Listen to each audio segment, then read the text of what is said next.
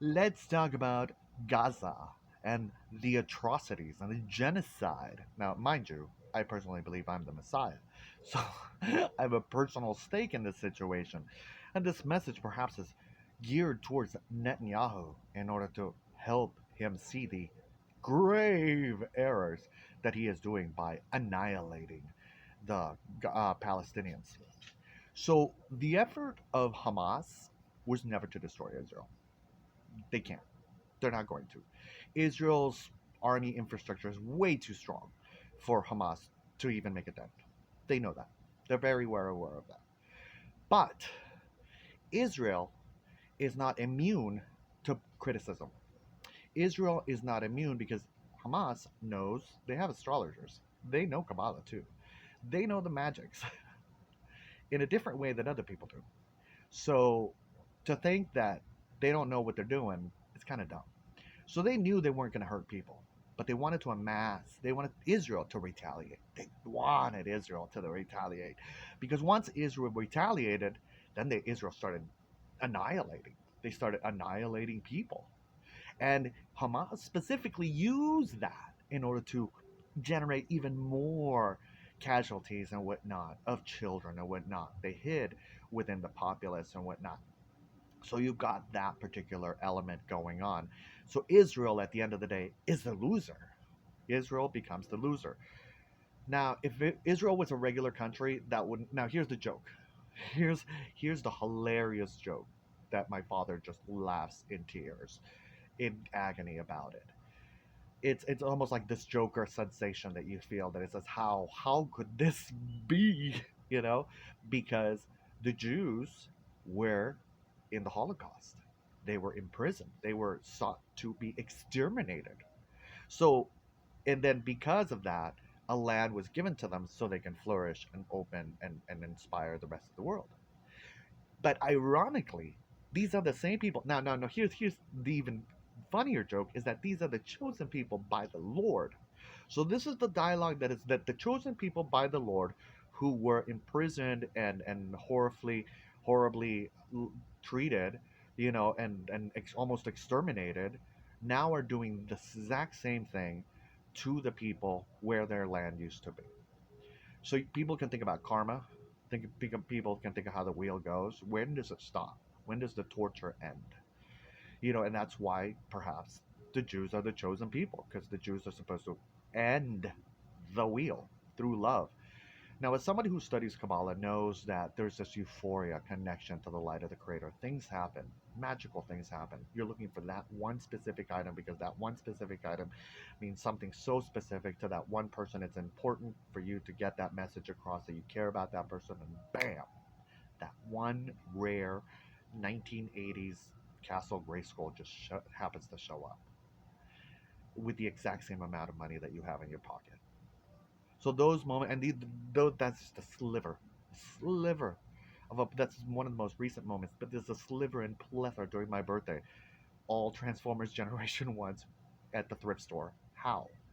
Who does that? Is there a secret organization running the world that actually make things happen for me? I don't know, but that's what it feels like, and that's why it's so important to study Kabbalah. It's so imperative that you run, don't walk, collect your soul, you know, and feel that euphoria of the connection to the light of the Creator that I personally feel that so many Israelis and Jews feel.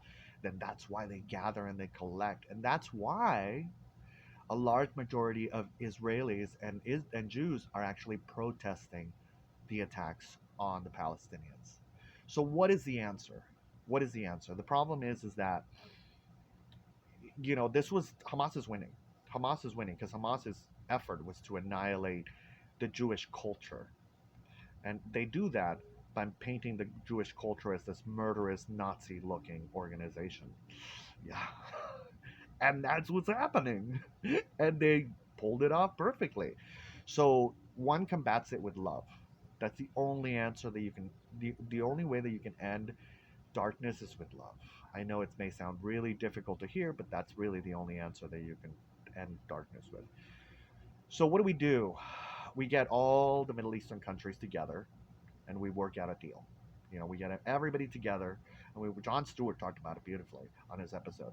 on the Daily Show. You get all of them together and you sit down and you work out a deal and you say, "This is what's up." And what you do is you turn tragedy into blessing. You turn that whole area into the most one of the most prosperous areas and most beneficial areas to the Palestinians, and you build relationships. Of course, you look for the people that have created, horrible casualties and destructions to the world through their actions, and perhaps Netanyahu is going to have to face the facts and that's probably why literally the military has walked away. The military, the arm, the physical arm, has walked away of the army. And kudos to you for choosing your soul. Kudos to every single military person. Kudos to every single Israeli Jewish person that is out there feeling the pressure of, like, I love Judaism. I love Kabbalah. I love feeling that energy. I love the connection to the Lord and its various rainbow ways that we can, and we want to get more people connected to it, you know. But how can we do that if you know someone is painting the Jewish culture to be murdering Nazis? That's the question. So I think that the answer is getting everybody together and stop. Just stop attacking. Just stop because it's not working. It's not working. You're just creating more hatred. I was thinking about the boys. I was watching the boys the other day. When I know personally, this is why it's called disturbed. I know when people treat me badly, I can get really dark. I can get extremely dark in ways that I don't even dare to speak about. And it doesn't just stop at them. For me, sometimes every seed that falls off the tree needs to be burnt. And the problem is I practice magic. So I really need to rein it in. And if I make those choices, if I make those, I acknowledge that energy, that shadow, that darkness within me. If I make those choices, I don't allow for the transformation of light. I don't allow for the flourishing of the darkness into goodness. I don't allow for a revelation of blessings that happen from the darkness, because I know that in pain, in horror, in tragedy, it's all a shell that is created and placed upon a beautiful, beautiful, bright light that needs to be just broken out. And the beautiful thing is that it can just explode and break out of that shell of darkness and hatred. It can. But we cannot add more darkness and hatred because it makes it even harder for it to break out. So when I think about the boys, what I was thinking about the boys is that when somebody feels so much torture and so much hatred and so much like pain, they want that retribution. So I can imagine about the pain I have, and I've studied Kabbalah, so I feel like I can kind of control it. I can't even imagine people having their entire families massacred. Like that would turn me into like like that would just transform my soul into like an agent of evil, like that for generations, not just for like I wouldn't, and brilliant minds are being destroyed, brilliant beautiful minds that are going to sit. They're not going to go after Israel. They're going to sit and they're going to wait. They're going to bide their time. So we cannot create monsters, and then when they get revealed, oh hell no. You think this is bad? You think this is bad? Think of what monsters can do once they are created through torture and pain and suffering. I think that's really a warning sign that we really need to caution ourselves in various different ways about what we say, what we do, how we behave with one another. So, yeah, Israel, Netanyahu, please stop. Please stop right now. Just stop. Just stop.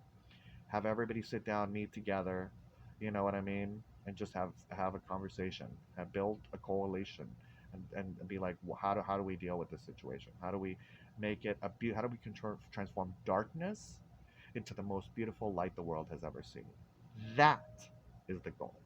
That is the goal, to transform all of this negativity, darkness, hatred, and see how one world understanding that the ripple effects happen from this area energy wise throughout the entire masses, and understand the power and responsibility that lies within the Middle Eastern nations and the entire world, of course, and the entire world and everyone come together and say, we need to stop. We need to stop this war and hopefully stop all wars and have conversations. Have conversations because and start them with love because these are people. These are human beings that are hopefully going to die, but at worst breed and become even worse monsters and create an even worse organization. And the sad thing is that you can't kill it. You can't kill it. It won't die. It will just breed within other people that see those images and be inspired and understood, or people from other parts of the world and people that are related to them and see and be like, and maybe not necessarily act out, but not go to a synagogue, not open the Torah, not connect to the light of the Creator. And the lack of that connection will ripple an effect that will just annihilate the planet. What is it that we want? That's the question. I want to wish you all a wonderful eternity. Like I said, this video is called Disturbed. So if you're disturbed by the things that I've said about my personal efforts and challenges with darkness, hey, that's on you because you didn't understand the title of the video. I want to wish you all a wonderful eternity. Thank you.